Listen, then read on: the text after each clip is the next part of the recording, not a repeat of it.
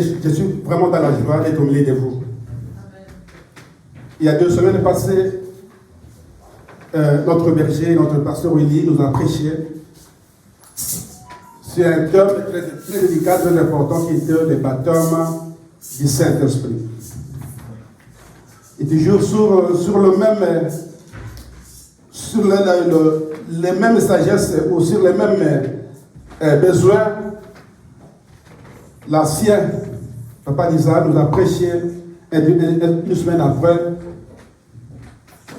sur les boîtiers ou sur les boîtiers qui marchent. Amen. C'est les boîtiers qui marchent.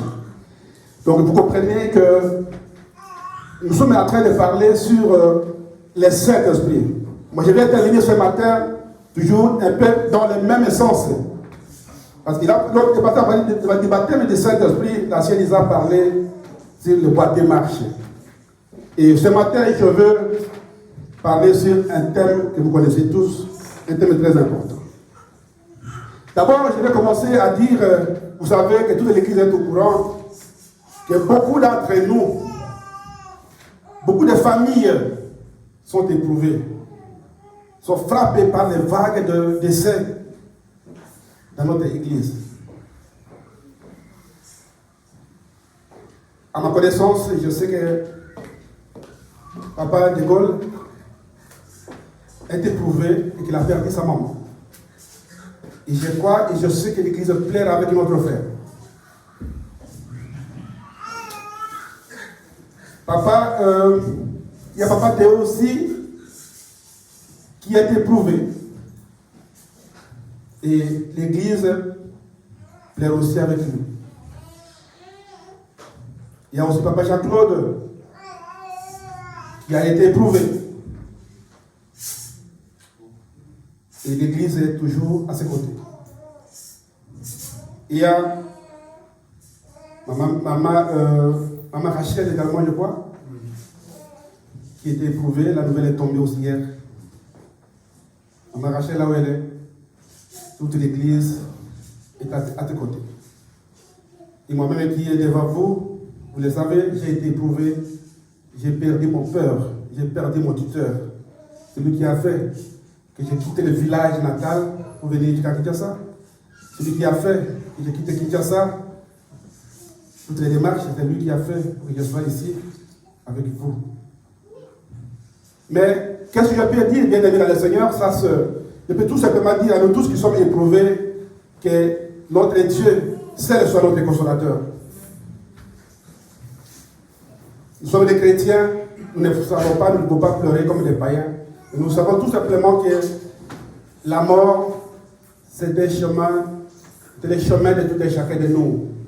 Et que cela ne puisse pas nous décourager à servir Dieu. Que cela ne soit pas un obstacle pour nous de parler, de dire n'importe quoi ou de faire n'importe quoi parce qu'on est frappé par un décès. C'est le chemin de nous tous. J'ai beaucoup aimé notre Papa Jacques-Claude et tout à l'heure, il nous a fait dire un verset très important dans la Romains chapitre 8.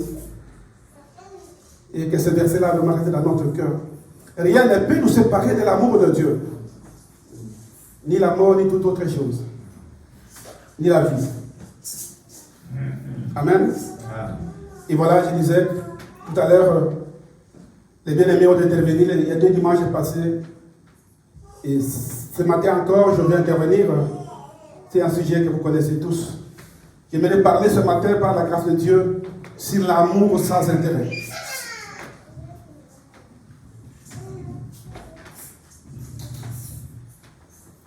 L'amour sans intérêt. Peut-être que vous allez dire, mais Papa Simon, nous, l'amour, le thème amour, nous connaissons, on sait aimer, on sait, l'amour, c'est...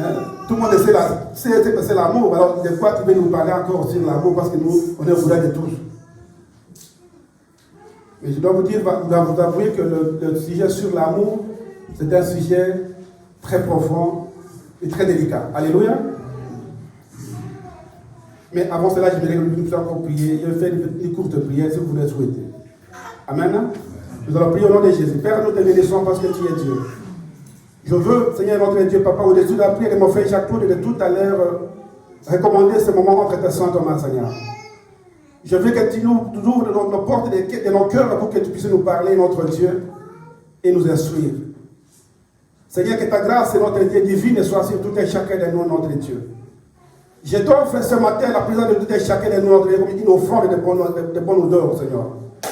Et que la prière de ce que nous allons attendre ce matin soit notre Dieu, Papa, un sujet de bénédiction pour tout et chacun. Au nom de Jésus-Christ, Amen. Amen. L'amour sans intérêt. Lorsque les gens m'ont fait grâce à avoir ce sujet, je me suis dit, mais finalement, de quoi je peux parler, partager avec mes bien-aimés? Parce qu'ils ont déjà entendu parler de prédications sur l'amour. Et surtout que le terme amour est tellement vague, tellement simple que même un enfant de 2 ans sait ce que c'est l'amour. Mais il y a quelque chose qui est très caché, bien-aimé, dans le Seigneur sur ce sujet dont j'ai intitulé l'amour sans intérêt. Avant de commencer, je me mets tous ensemble avec vous, que chacun prenne sa Bible. Et nous allons faire la lecture dans le livre d'Éphésiens, Éphésiens chapitre 3, versets 6 à 19.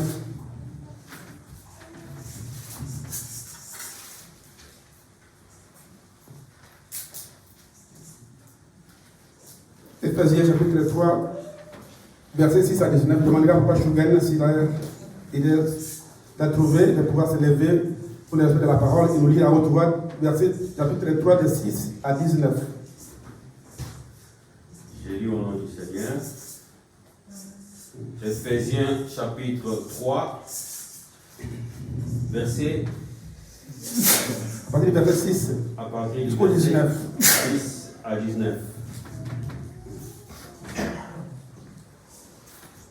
Ces mystères, c'est que les non-juifs sont cohéritiers des juifs, qu'ils forment un corps avec eux et participent à la même promesse de Dieu en Jésus-Christ par l'Évangile. J'en suis devenu le serviteur conformément au don de la grâce de Dieu qui m'a été accordé en raison de l'efficacité de sa puissance.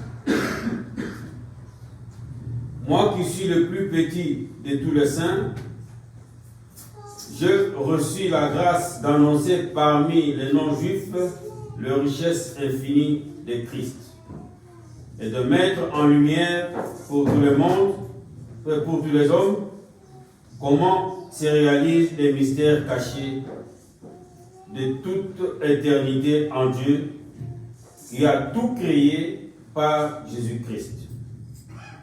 Ainsi, les dominations et les autorités dans le lieu céleste connaissent maintenant par le moyen de l'Église la sagesse infiniment variée de Dieu.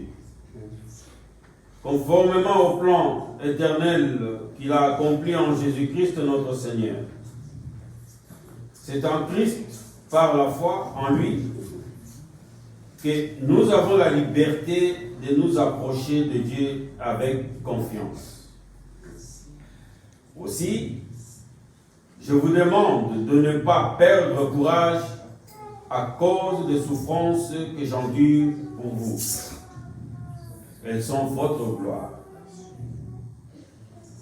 Voilà pourquoi j'ai plié le genou devant le Père de notre Seigneur Jésus-Christ,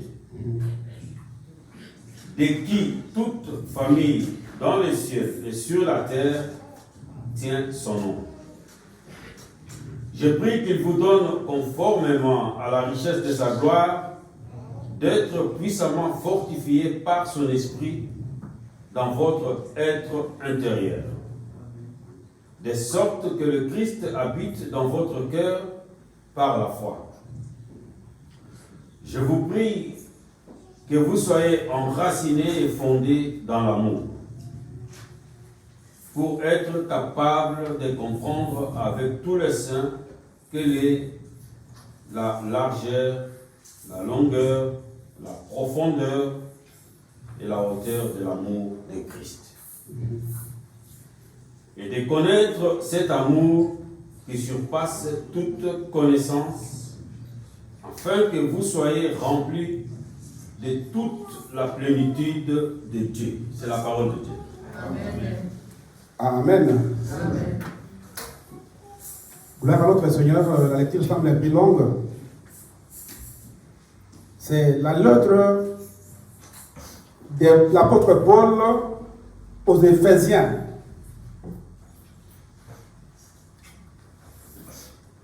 J'ai dit tantôt que le thème de notre sujet de ce matin, c'est l'amour sans intérêt. Alléluia. Bien-aimés dans le Seigneur, je veux dire quelque chose. Que notre société dans laquelle nous vivons aujourd'hui, ou peut-être même chacun de nous ici présents, souffre ou est malade à cause du manque d'amour vrai. Alléluia. Et cela, c'est quelque chose de très délicat. Nous savons que notre Dieu, il a envoyé son Fils Jésus-Christ sur la terre à cause de cela. Par amour à son peuple. Il a préféré envoyer Jésus-Christ, son Fils unique, qu'il a tant aimé, pour qu'il vienne sur la terre, mourir et souffrir pour le peuple qui s'était fait sien. Je ne peux pas parler de l'amour sans pour autant évoquer les versets de Jean chapitre 3, verset 16, que vous connaissez tous par cœur. Car Dieu a tant aimé le monde. Alléluia. Bien-aimés dans le Seigneur, les problèmes de cette carence ou les compréhensions de cette manque d'amour vrai, je vais donner ceci comme étant un enseignement, parce que je fais un peu en résumé. Alléluia. Je ne vais pas prendre beaucoup d'heures, beaucoup de temps, mais j'ai résumé cela mais comme un enseignement. Donc, ce problème délicat, je dis, tire son origine ou à deux possibilités. Il y a d'abord l'origine humaine. C'est un manque d'amour. Il y a d'abord l'origine, ça vient de nous-mêmes et nous les hommes. Alléluia. Il me fait comprendre. Premièrement, d'abord, c'est d'origine humaine. Et deuxièmement, c'est l'origine spirituelle ou divine que vous allez attendre tout à l'heure. Pourquoi l'origine humaine? Ici, c'est l'apôtre Paul qui nous parle. Ce n'est pas ma parole, ce n'est pas moi. Il dit qu'on ne sait pas. L'homme que Dieu a créé à son image, il ne sait pas aimer son prochain. Il se sent incapable d'aimer son prochain.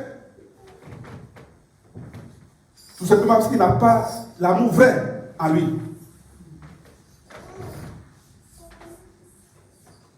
Le vrai amour que Dieu nous a donné comme un don, comme un cadeau. Ce vrai amour manque dans les cœurs de chacun de nous.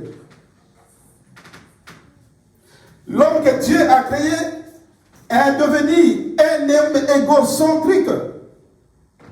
L'homme est concentré. L'homme est ce qu'on appelle un cercle vicieux. Donc il tourne autour de soi-même. L'homme ne voit que son cœur. L'homme ne voit que lui. L'autre, ça ne lui dit rien.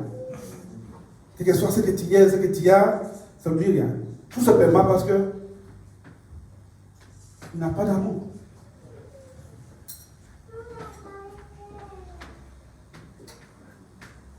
Pourquoi nous sommes égocentriques?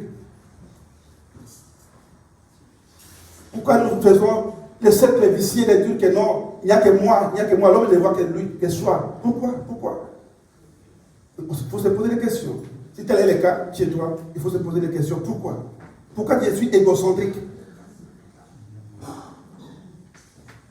Nous ne voulons pas accepter qu'on nous aime et l'orgueil qui est en nous aide à cela. L'homme que Dieu a créé ne veut pas qu'on puisse l'aimer. Mais Dieu a dit, aimez-vous les uns les autres. Et l'orgueil vient nous aider. Oh, toi Dieu, toi tu es grand, toi tu es plus intelligent, toi tu es beau, tu es plus belle que les autres. Les autres pour toi, donc c'est de la poussière pour toi. Ils n'ont pas de valeur pour toi, les autres ne sont rien. C'est ce qui fait que tu ne veux pas qu'on puisse t'aimer, t'approcher de toi. Comprenez-moi, quand il parle de l'amour, il ne parle pas de l'amour, il ne parle pas de l'amour héroïque. Il ne parle de l'amour au frère. Amen. Il ne parle pas de l'amour d'aller baratiner une femme, comme on est d'accord, les jeunes. Ou bien d'accord pour aller baratiner un homme, je ne sais pas c'est qui, mais il n'y a pas de l'amour vrai. Alléluia. De l'amour de Dieu. Alléluia.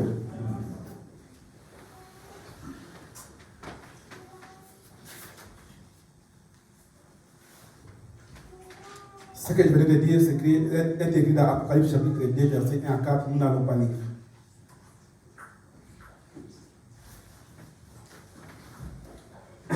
Ou peut-être, je n'ai pas dit toujours sur l'origine humaine. L'origine humaine. Ou peut-être, nous-mêmes, nous n'avons pas été aimés. Quelqu'un qui n'a pas été aimé, comment voulez-vous qu'il puisse aimer quelqu'un? C'est difficile, non? Prendre un simple exemple. Quand une femme conçoit un bébé, quand il commence à dire, oh, cette affaire, je dois l'avorter. Je ne veux pas garder mon bébé, je dois l'avorter, je dois aller chez le médecin pour qu'on puisse enlever l'enfant. Je ne veux pas accoucher, je ne veux pas avoir l'enfant. Et quand j'ai dit ça, quand maman dit ça, l'enfant fait quoi? Il sent, il écoute. L'enfant sent, l'enfant écoute. Et quand l'enfant peut-être que si jamais la maman n'a pas réussi à avorter cet enfant, quand il va naître, il sera comment? L'enfant va naître avec des sentiments de rejet. Alléluia. Comment voulez-vous un enfant comme ça peut-il avoir de l'amour? Il ne peut pas avoir de l'amour parce que lui-même il n'a pas reçu cela. La maman n'a pas donné l'amour. C'est pour ça qu'on dit quand la maman est enceinte, il doit toujours chanter pour son bébé. Il doit caresser tout, dire je t'aime. Même il a quoi dans les ventres. L'enfant il sent, même quand il a encore du sang, mais l'enfant attend. Parce que c'est un être qui vient de Dieu. Alléluia. Il attend. Et quand nous faisons ça, quand une maman fait ça, l'avortement, quelle que soit la façon, la manière dont tu as eu cet enfant, tu es devenu carrément un criminel. Et tu es condamné les criminels.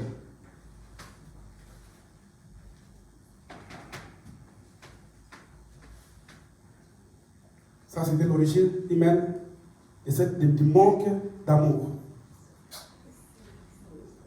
Et j'avais dit aussi qu'il y a aussi l'origine spirituelle du manque d'amour dans nos vies. Par rapport à cela, qu'est-ce que l'apôtre vient nous dire? L'homme que Dieu a créé, il a du mal à comprendre que Dieu est amour. Je suis chrétien. Tu es chrétien. Mais nous avons du mal à comprendre que notre Dieu, le Créateur, il est amour. C'est étonnant. C'est nous qui sommes des croyants, des chrétiens. On a encore des doutes encore peut-être aujourd'hui de comprendre que Dieu est amour. Dieu nous aime. À combien plus forte raison ceux-là qui n'ont pas encore reçu Christ, qui ne connaissent pas encore Dieu.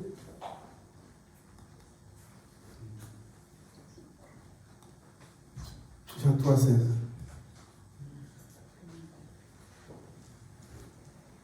Et parfois, nous qui sommes des chrétiens, on commence à dire beaucoup de choses. On dit beaucoup de choses. Dieu a failli à ses devoirs. Dieu a failli à sa création. Comment expliquer l'homme que Dieu a créé condamne son créateur? La créature qui condamne son créateur, que non, Dieu il a failli dans ta création. Il n'est pas parce que tu n'es pas content de ce que tu es. Ou soit parce que tu as des problèmes qui t'arrivent dans la vie, tu commences à condamner Dieu. Ah, quand j'ai fait peut-être l'accident, oh, c'est peut-être Dieu qui a voulu. Tu condamnes Dieu. Quand j'ai un problème dans la famille, tu commences à condamner Dieu. Oh, c'est parce que c'est Dieu qui a voulu que la famille ne puisse pas m'aimer. Non, comment tu peux me poser des questions comme ça? Dieu t'a créé et que tu crois que c'est Dieu qui t'a créé, il ne veut pas que ta famille puisse t'aimer. Ou ce Dieu-là ne t'aime pas. Tu as oublié ce que les Écritures disent. Si tel est le cas pour nous, pour toi, mon frère, ma soeur, arrêtons. La créature ne peut pas condamner son créateur. Quoi qu'il nous arrive, en bien comme en mal, nous devons toujours remercier Dieu. Amen. Amen. Nous devons toujours remercier Dieu dans toutes les circonstances. Nous sommes en train de fêter, on est en train de pleurer, nous devons toujours glorifier Dieu. C'est ça un chrétien, les vrais chrétiens, qui a un vrai amour. C'est pourquoi nous avons dit que l'amour a deux dimensions, ou l'amour a des origines, l'origine humaine. C'est l'appelé à une unité de par naissance. Et lorsqu'on a connu Christ, lorsqu'on connaît Dieu, ça fait 20 ans on est à l'église, 30 ans on est à l'église, et il y a beaucoup de situations dans nos vies, on pense que non, Dieu nous a abandonnés. Peut-être que Dieu nous a oubliés, Dieu ne fait plus pour moi. Dieu ne fait pas peut-être pour les autres, pour d'autres personnes, mais pour moi, Dieu ne fait plus. Dieu m'a oublié. Non, Dieu n'oublie personne. Alléluia. Quelles que soient les conditions, la situation dans laquelle tu es en train de traverser, sache que Dieu est toujours à tes côtés. Parce qu'il n'abandonne personne.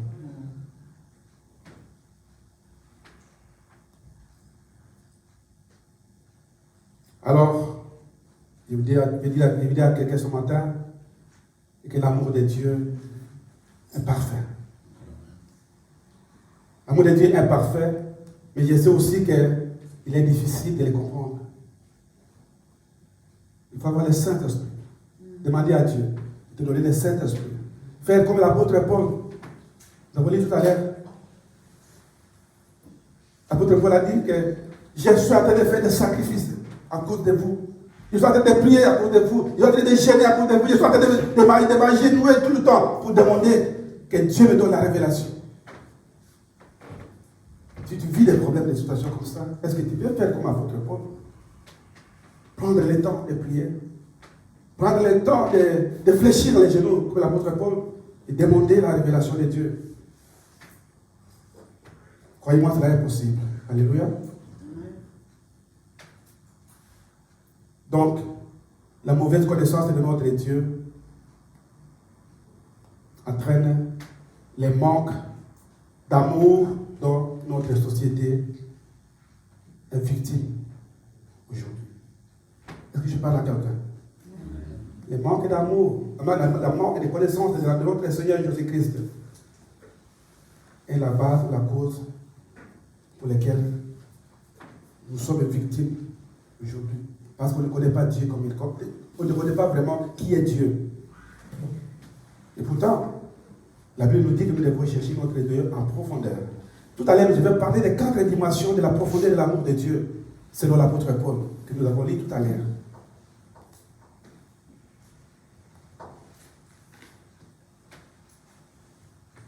Bien-aimés dans le Seigneur, il y a une question qui se pose. Connais-tu Dieu? Ou est-ce que tu connais réellement Dieu? Tu connais qui est Dieu? Si nous avons encore des questions comme ça dans nos têtes, je vais vous donner 2 conseils. Le premier, c'est d'aller lire. Je sais qu'il y a beaucoup de livres qui parlent de Dieu. Mais je ne peux que vous recommander les livres les plus importants où vous pouvez connaître le nom de Seigneur. Alléluia. C'est la Bible. Et le deuxième conseil, je crois que je l'ai dit tantôt pendant mon intervention, c'est de faire comme l'apôtre Paul. C'est de fléchir les genoux. C'est de pleurer devant Dieu et demander sa révélation. Il est le Dieu qui révèle. Il est le Dieu qui parle à son peuple. Il dit que si vous m'invoquez de tout cœur, je vais me révéler. Parce qu'il n'est pas un homme pour mentir, ni les vies de l'homme pour se repentir. Alléluia. Vous priez Dieu, demandez ça la révélation, il va vous révéler. Les 4 dimensions de l'amour de Dieu selon l'apôtre Paul. L'apôtre Paul a parlé de la largeur de l'amour de Dieu. Il a parlé de la longueur de l'amour de Dieu. Il a parlé de la hauteur de l'amour de Dieu. Mais quand j'ai lu ce passage, je me suis dit, l'apôtre Paul parle de la hauteur, de la longueur, de la largeur, tout ça de l'amour de Dieu. Mais quelque part, j'ai lu ici dans la Bible dit que notre Dieu, il est immesurable. Alléluia. On ne peut pas mesurer Dieu. Parce que notre Dieu, il n'a pas de limite. Il est de moins infini jusqu'à plus infini. Il n'a pas de limite. Il n'a pas de hauteur. Il n'a pas de grandeur. Sa grandeur est illimitée. Mais comme je vous ai dit, c'est les 4 dimensions de l'amour de Dieu selon l'apôtre Paul. Alléluia. Et ces 4 dimensions de l'amour de Dieu selon l'apôtre Paul peuvent nous aider aussi. Nous pouvons tirer des leçons. Nous pouvons tirer des enseignements sur sa réflexion. Je veux qu'ensemble ce matin, nous pouvons réfléchir ensemble avec l'apôtre Paul. Alléluia. La largeur de l'amour de Dieu selon Paul. La largeur de l'amour de Dieu, l'élargissement du salut jusqu'à l'éternité. Alléluia. Ici, l'apôtre Paul dit que sur l'amour de Dieu, il y a l'élargissement du salut. Donc le salut est élargi. En d'autres termes, l'apôtre Paul lui dit que le salut qui vient de Dieu, il est élargi, il n'a pas de fin. Ici, parce qu'il nous parle parce que dans l'Ancien Testament, le salut était limité seulement aux Juifs. Alléluia. Ça, c'est l'Ancienne Alliance. Donc le salut était limité juste pour les Juifs. Mais avec la venue de Christ, cette salut est élargie. Alléluia. Donc même les païens, ce n'est pas seulement les Juifs, mais même les païens qui viennent à lui peuvent être sauvés.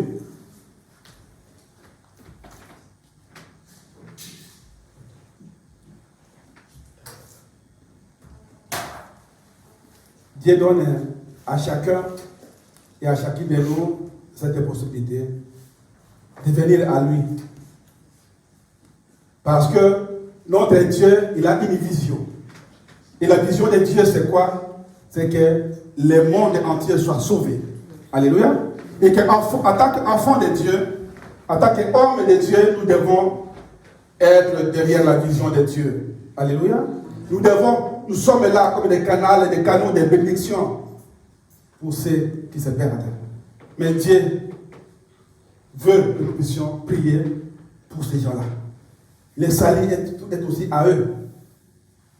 La vie éternelle, ce n'est pas seulement maintenant pour les chrétiens que nous sommes, mais Dieu veut que même les païens qui ne connaissent pas Dieu aient aussi la vie.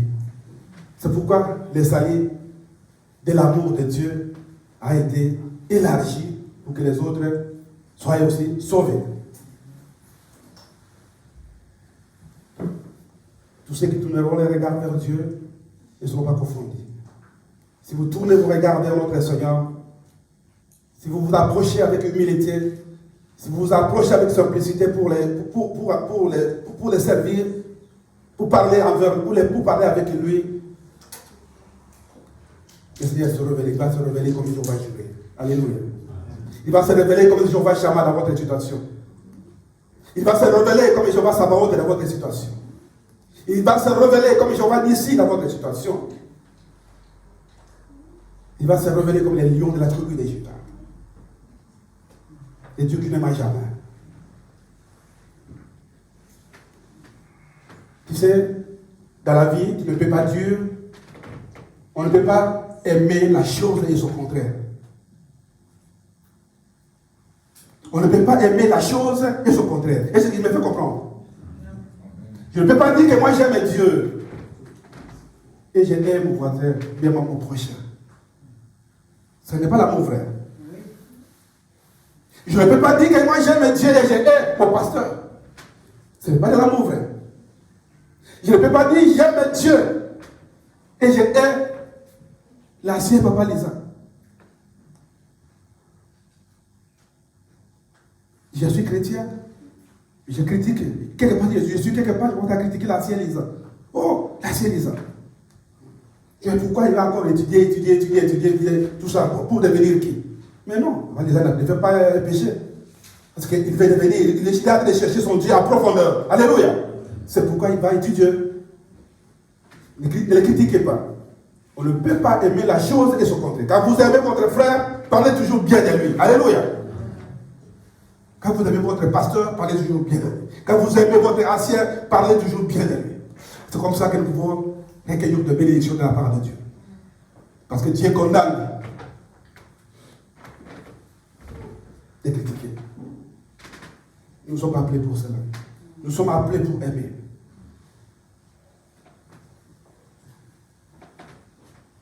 Même si nous trouvons des défauts, mais si nous trouvons des inconvénients sur notre soeur, sur notre frère, nous devons l'aimer.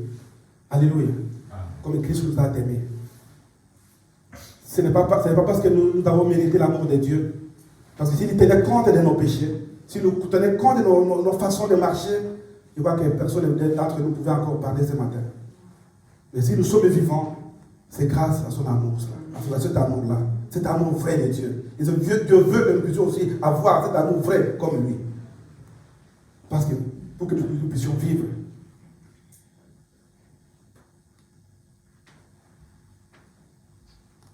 Tu ne peux pas, Dieu nous dit, nous devons aimer même ceux qui nous haïssent, même nos ennemis, nous devons les aimer. C'est dans la Bible que vous le savez, n'est-ce pas? Aimez vos ennemis, priez aussi pour eux.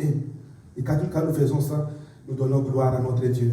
Nous participons à la vision de Dieu, qui est de sauver, que le monde entier soit sauvé. C'est ça. C'est ça la vision de Dieu.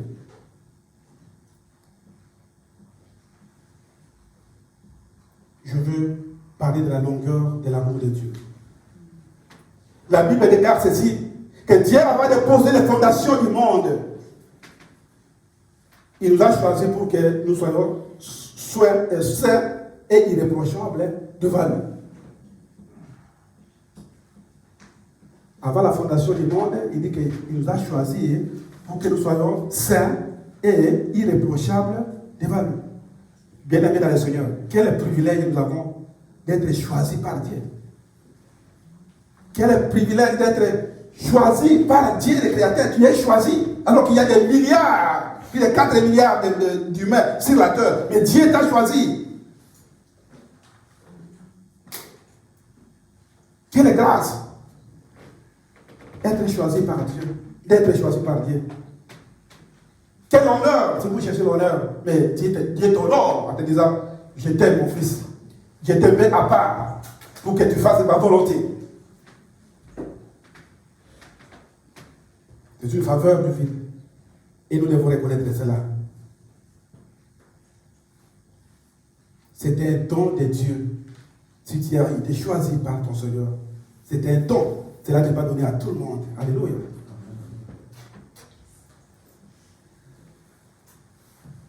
Donc je voulais dire que cette dimension de l'amour parle aussi de la souveraineté de notre Dieu.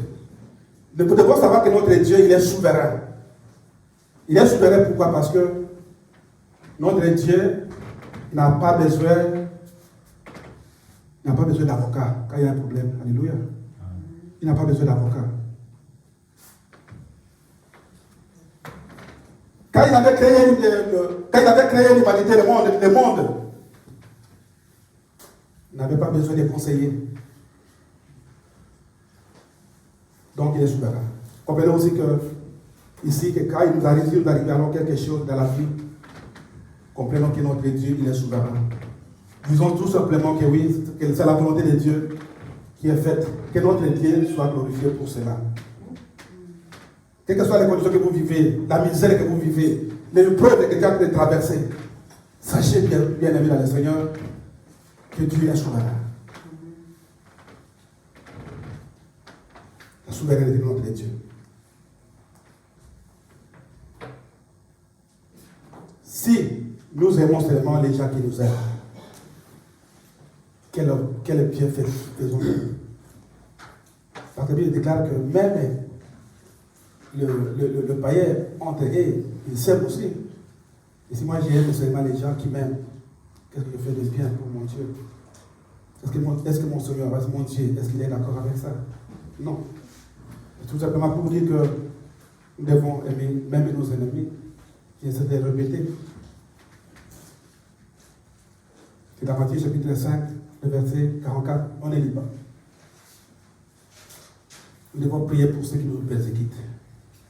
Nous devons prier pour ceux qui parlent mal de nous. Vous savez, car notre Seigneur, notre Dieu, lorsque son heure était arrivée, lorsqu'il devait mourir, lorsqu'il a vu que son heure était déjà arrivée, qu'est-ce qu'il a dit? Sa dernière prière, c'était quoi? Il a dit, c'est tout simplement, Père, pardonne-leur, car ils ne savaient pas ce qu'ils font. Que ce soit notre prière aussi, pour ceux qui nous fassent du mal, prions pour eux aussi. Dieu dit, à moi la vengeance, à moi la rétribution. Vous avez compris. Il veut dire aussi ici que la profondeur de l'amour de Dieu porte un nom. Et ce nom, c'est le pardon. Alléluia. La profondeur de l'amour de Dieu porte un nom. Et ce nom-là, c'est le pardon. Un enfant de Dieu est appelé à savoir pardonner. Si tu ne pardonnes pas quelqu'un qui te fait du mal, il t'a fait du mal, Dieu non plus ne va pas te pardonner. Oui, pardon. Parfois, quand ça sort, le terme pardon, ça semble un peu c'est trop vague, c'est trop simple. Mais c'est un terme, c'est une recommandation très importante. Il dit que le pardon, c'est une puissance qui libère. Lorsque vous pardonnez les autres, votre Père vous pardonne aussi. Vous êtes libre. Mais quand vous gardez de la cure dans ton cœur, contre ton prochain, contre ton frère, contre ta soeur, sache que ce poids de ces péchés-là pèse sur ton corps. Mais alors, fais-toi attention.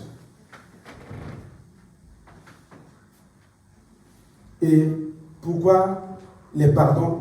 Pourquoi il y a ici les pardons dans la profondeur de l'amour de notre Dieu? Tout simplement parce que les pardons de notre Père Céleste impliqueront que le poids de notre péché ou le poids de votre péché. Est-ce que je parle à quelqu'un?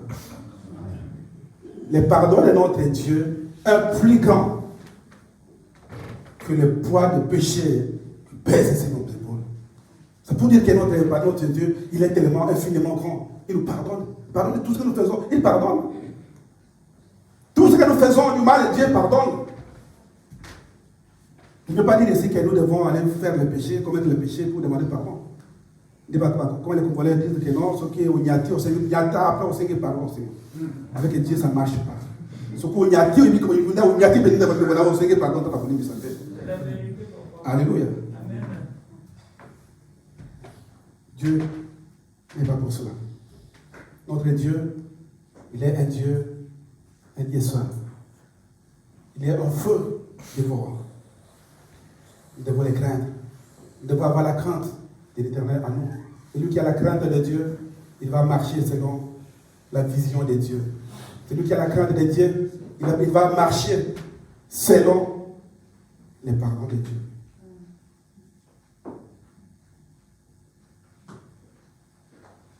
Je veux dire à quelqu'un ce matin que la profondeur de l'amour de notre Seigneur Jésus-Christ va jusqu'au plus profond de notre misère. La profondeur de l'amour de Dieu envers nous va jusqu'au plus profond de votre souffrance. Vous savez, quand on est éprouvé, quand on a un problème, on souffre. Parfois on se dit, je vais demander de l'aide à qui? À qui je peux demander vraiment l'aide? Parfois, quand on a un problème, nous oublions même qu'il faut d'abord, avant de faire quelque chose, il faut d'abord prier Dieu. Mais tellement on a tellement de l'émotion, on ne sait pas maîtriser nos émotions, on ne sait pas maîtriser notre bouche. On commence à dire n'importe quoi, on commence à crier, on commence à parler n'importe quoi. C'est pourquoi la Bible nous dit que lorsque nous sommes éprouvés, ne pleurons pas comme des païens. Parce qu'un païen, quand il pleure, il pleure. Et nous devons pleurer comme des enfants de Dieu. Connaissons que notre Dieu, il est le Dieu qui connaît tout. Il est le Dieu omnipotent, omniscient. Alors, quand nous pleurons, nous devons savoir que notre Dieu, il est toujours à côté. Il est toujours là pour nous consoler, pour nous aider. Alléluia. Je suis presque à la fin. Je vais prendre cet exemple que vous connaissez tous. Je crois qu'au Congo, il n'y a pas quelques semaines ou quelques mois passés, cette famille, lorsqu'il y a eu l'écroulement de la terre dans la commune de Mongafula, 4 enfants qui sont partis d'un coup. 4 enfants. Et quoi, 2, 3, 4, 5. 4 enfants sont partis d'un coup. Et les couples sont restés 7. C'est là où on sent une douleur. Vous avez eu au moins 4 enfants, soit encore très petits, mais tous les 4 enfants meurent le même jour. À la même seconde, ils sont partis. Bien aimé dans le Seigneur, je pense que moi, à la place, je ne sais pas comment je peux me comporter. Comment je serai? Si tous les mamans, comment vous serez quand vous perdez 4 enfants d'un coup? S'il y avait des enfants avec toi qui perdent, et d'un coup, ils ne sont plus là, vous commencez à dormir, vous vous réveillez sans enfants. Vous savez, dans les chocs comme ça, dans les douleurs comme ça, il n'y a que Dieu qui peut venir en aide. Si vous n'avez pas Dieu, bien aimé dans le Seigneur, même moi, je ne peux pas résister. Il faut avoir Dieu avec lui. Alléluia. Et un mois après, c'est la première qui décède. Et notre frère, elle reste seule. Bien aimé, est-ce que nous pouvons nous mettre à la place de ce frère-là? Quelle est la grandeur de la douleur qu'il peut sentir? Père de 4 enfants et sa femme. Il est resté avec les bébés de 0 mois. Il va l'amener chez qui? Pour aller aider ces bébés. Qui va aider ces bébés-là? Qui va les aider? Je sais qu'il y a eu quand même des informateurs communiqués. On s'est mobilisé ici à l'Europe. On a envoyé un peu de dons pour soutenir les pauvres garçons. Alléluia. C'est pour dire que quand vous n'avez pas Dieu dans des circonstances comme ça, ce n'est pas chose facile. Tu peux avoir des meilleurs amis. Et vous savez même que c'est dans des moments comme ça qu'on peut connaître aussi des vrais amis, des meilleurs amis. Mais quand on a des problèmes comme ça, parfois les meilleurs amis, c'est que vous appelez les meilleurs amis, vous ne les verrez pas. Vous ne les verrez plus. Ils sont partis.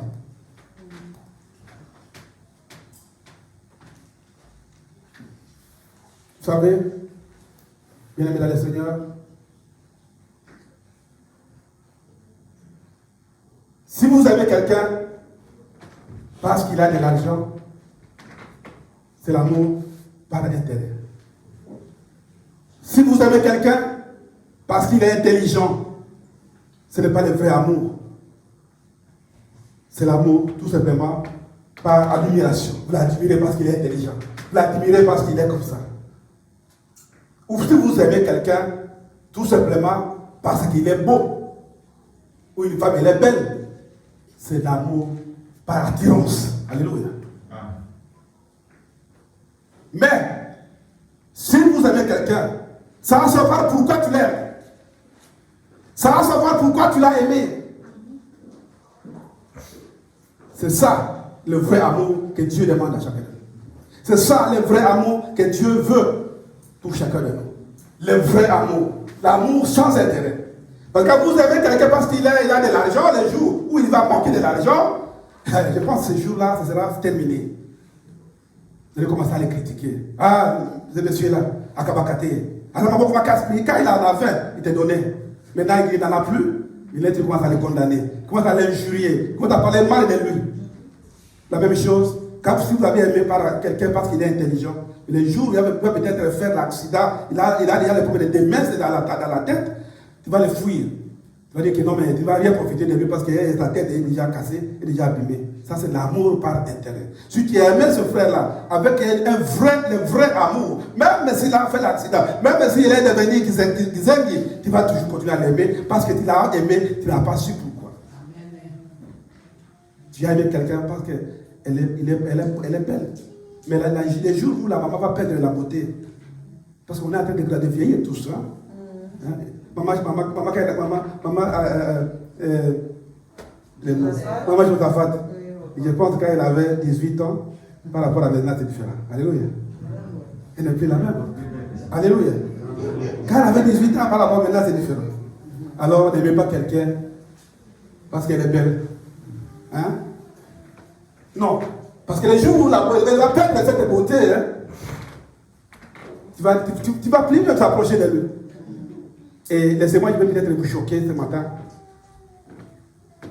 Dans cette ville d'Arène où nous sommes, et dans le monde entier en particulier, il y a beaucoup de divorces.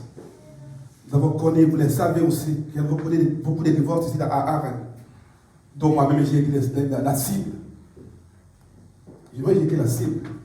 Et il faut comprendre déjà, s'il y avait des divorces à Arène, c'est pourquoi. Vous pouvez déjà nous imaginer, peut-être à 80%, la plupart des divorces que nous avons connus ici chez nous à Arène, c'est parce qu'il n'y avait pas le vrai amour. L'homme est allé épouser la femme, ce n'est pas parce qu'il aimait réellement, mais parce qu'il avait un intérêt derrière. Parce que la femme était encore trop belle. Mais après 15 ans, après 10 ans, la femme a commencé peut-être à faner. Il dit non, ce n'est plus elle. Elle n'est pas jolie. Il commence déjà à regarder d'autres personnes. Ça, c'est l'amour par intérêt. Et l'amour par intérêt, Dieu n'aime pas ça. Tu aimes quelqu'un parce qu'il a de l'argent. Les jours où il va tout perdre, tu ne seras plus là. Comprenez que non, tu l'as aimé, non seulement parce que tu l'aimes, ou parce que tu l'as beaucoup admiré, mais parce que tu l'as aimé par intérêt. Tu sais que ceux qui l'ont aimé, ils n'ont pas au Kabilanga Vero. Si vous n'avez pas aimé, on peut s'engager pour eux. Si vous n'avez pas aimé, au Kabilanga pour eux. Mais je joue à Kaya pour Zanga. Ici, je vais tout là, il y a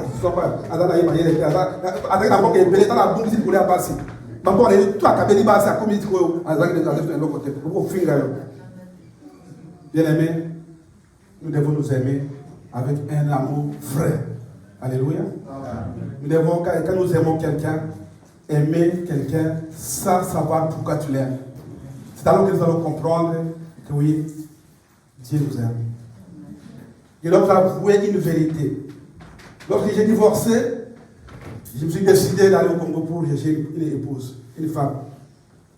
Avant de partir au Congo pour chercher une femme, j'ai prié Dieu, Seigneur, je besoin d'une femme.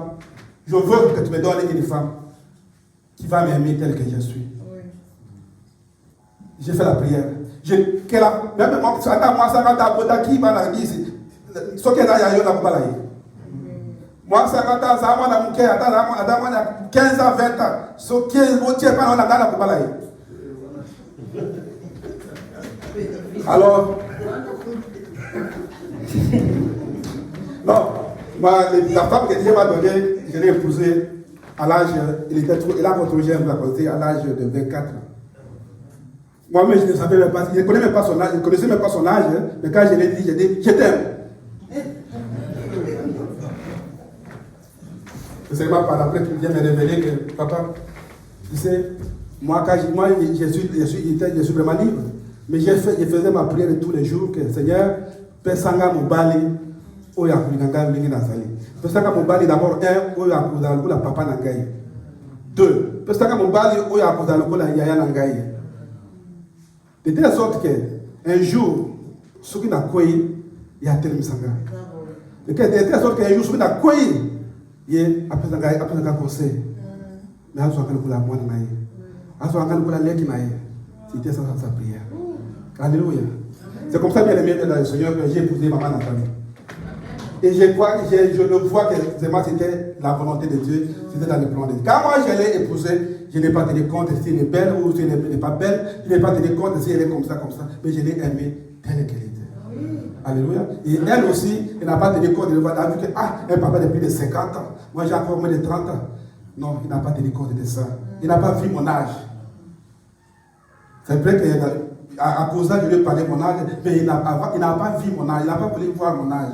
Il voulait seulement épouser quelqu'un aussi qui connaît Dieu. Non, mais un serviteur de Dieu, quelqu'un qui connaît Dieu. Et tout ce que il est tombé, il tombe, il peut quand même lui conseiller, lui donner quand même une exhortation pour l'aider. C'est ça sa prière. Je veux bien aimer dans le Seigneur, ce n'est pas pour se vanter, mais c'est une réalité. C'est une réalité, Dieu veut plus cela. Moi-même, je suis tellement oculaire. C'est-à-dire que quelque part, il y a eu entre moi et mon ex, il y a eu un amour par intérêt. Si nous avons des yeux spirituels ou des oreilles spirituelles pour comprendre que c'était un amour par intérêt. Parce que je suis en Europe, il a accepté qu'il puisse m'épouser. Parce que moi j'ai travaillé, alors il a accepté de m'épouser quand j'ai travaillé. Je vais dire à chacun de nous ce matin que Dieu ne laisse pas les péchés impunis. Si vous souffrez parce que tu as aimé quelqu'un de tout cœur et qu'il te hait et qu'il ne veut plus de toi, tout simplement parce qu'il a d'autres intentions, sache que tout se paye ici-bas. Sache que tout se paye ici-bas. Alléluia. Moi, je connais beaucoup de gens venus dans le Seigneur qui ont fait des choses comme ça, mais qui sont sévèrement punis. Je ne vais pas vous citer les noms. Il y en a qui sont sévèrement punis parce qu'ils n'ont pas compris la volonté de Dieu. Parce qu'ils ont aimé par intérêt. Ils ont menti à Dieu que j'aime la personne. Ils ont fait des mariages religieux. Mais après, il dit non, c'est fini, on va aller au tribunal, on va casser les mariages, moi je n'en veux plus. Et c'est comme ça que nous nous retrouvons ici à Arles. Plus de 80% des femmes mariées sont des divorcées. Mais je vais encourager mes bien-aimés qui sont dans les mariages. Je sais que ce n'est pas facile. Tenez ferme. Alléluia. Pour que cela ne vous arrive pas. Amen.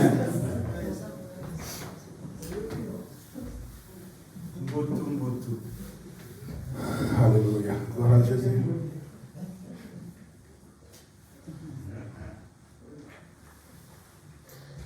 La profondeur de l'amour de Dieu révèle un Dieu qui s'approche et qui s'identifie à chacun de nous. C'est ça son amour, c'est ça sa vérité. Il est un Dieu qui n'est pas un Dieu qui veut se cacher devant un mur, mais il est un Dieu qui est ouvert. Alléluia. Il veut toujours être à côté de nous. Il veut toujours s'identifier à nous. C'est pourquoi quelque part, quand nous voyons quelqu'un, vous voyez quelqu'un, vous dites, ah, tu n'as jamais vu la personne, mais la façon seulement de parler, non seulement de voir quelqu'un, vous dites, celui-ci il connaît Dieu. Pourquoi? Parce que Dieu est en lui. Dieu est avec lui. Alléluia. Et c'est comme ça. Dieu veut cela. Je suis presque à la fin. Bien-aimés, si nous avons compris et accepté que l'amour de Dieu, l'amour de notre Dieu, que Dieu nous aime et que son pardon nous a transformés, alors il est temps et il est normal de le vivre autour de nous. Amen. Donc, si nous avons compris qu'est-ce que c'est l'amour de Dieu, si nous avons compris ce que c'est le pardon de Dieu, il est maintenant temps de pouvoir le vivre. Pour que les gens sachent que nous sommes de vrais enfants de Dieu. Pour que les gens sachent que nous sommes de vrais, des hommes ou des femmes qui aiment d'un amour vrai, et non pas d'un amour par intérêt.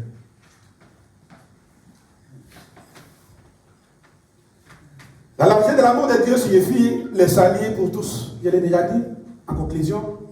La salut n'est pas seulement pour les Juifs, mais pour nous aussi, qui sommes des croyants chrétiens.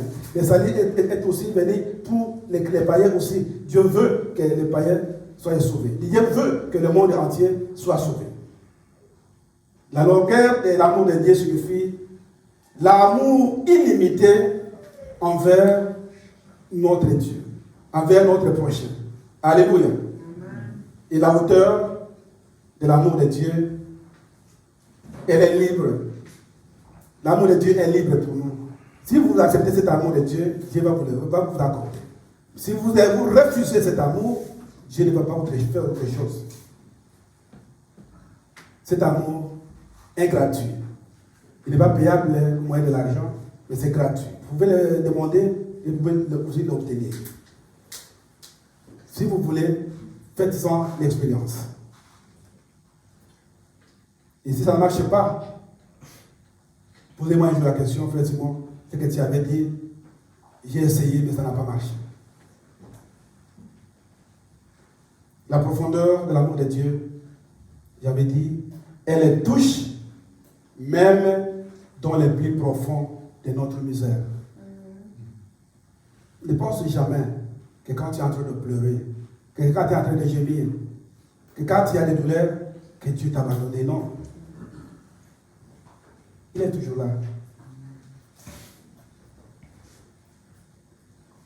Dieu ne peut jamais nous fatiguer. Il nous accepte aussi tels que nous sommes. Il t'accepte tel que tu es. Mais une seule chose. Ayez l'amour vrai. Demande à Dieu qu'il déchire notre cœur. Remplacer ce qui est là par l'amour vrai. Par l'amour invisible de Dieu. Alléluia. L'amour de Dieu est invisible. Mais l'amour vrai, on peut le voir, ça se manifeste à travers la façon de vivre avec une autre personne. C'est là où on peut voir visiblement l'amour de Dieu. Il est là où il peut même être palpable. Quand on aime quelqu'un, on peut le comprendre, on peut le voir aussi. Alléluia. Dieu nous aime bien aimés dans le Seigneur.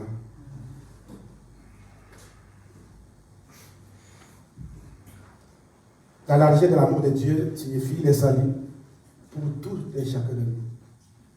Il n'y a pas de limite, il n'y a pas d'acception, il n'y a pas de frontières. Dieu aime chacun de nous tel qu'il est. Tel que tu es, Dieu t'aime et accepte cela que Dieu t'aime tel que tu es. Même si tes parents ne t'aiment pas, même si ton mari ne t'aime pas, ou même si ta femme qui est avec toi encore jusqu'à présent ne t'aime pas, mais sache qu'il y a quelqu'un qui t'aime. C'est Jésus-Christ. Alléluia. Lui qui est notre roi des rois. Soyons reconnaissants envers notre Seigneur Jésus pour l'amour qu'il a envers nous. Quand on est reconnaissant, nous devons le prouver. Alléluia. On peut prouver notre reconnaissance par des actes. Servons notre Dieu avec amour, sans intérêt.